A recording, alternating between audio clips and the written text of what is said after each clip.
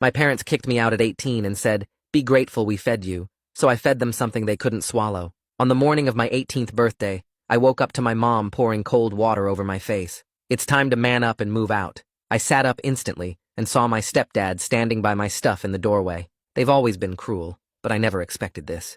"But I'm your son." My mom laughed. "You've been nothing but a burden since your dad died, wasting our money on therapy, crying about nightmares." My stepdad nodded approvingly. "We kept you fed and housed for 18 years. That's more than most would do." Before I could process what was going on, they shoved my bags into my arms and literally pushed me out the door. I didn't even bother fighting. I guess part of me had already given up.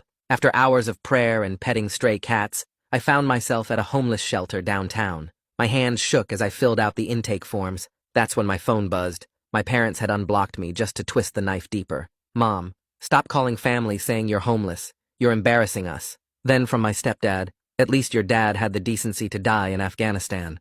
Facepalm emoji. I lost it. Right there in that plastic chair, I just broke down sobbing. The counselor, this tired-looking woman, touched my shoulder. "Honey, what's wrong?" I showed her the texts. She was reading them when her eyes drifted down to my intake form. Her whole body went rigid. "Wait," her voice came out strange. "Michael Krzyzewski? Your father died in Afghanistan?" "Yeah," I managed. "When I was 6. She gripped the edge of her desk. "Did you ever see the body? Attend a burial?" I stared at her in disbelief. "Excuse me, James, did anyone from the military ever visit after? Check on you?" Not really. No, I don't know. Wait, why are you asking me this?" Her hands click-clacked on her Chromebook. After 30 seconds, her face went white. "James, your father didn't die in Afghanistan." My chest tightened. "What?" "He's at Palmer V, a psychiatric ward. He's been there for 12 years. The fluorescent lights suddenly felt too bright. That's impossible. We had a funeral. I went to grief therapy for years." She looked me straight in the eyes. "You need to see your father.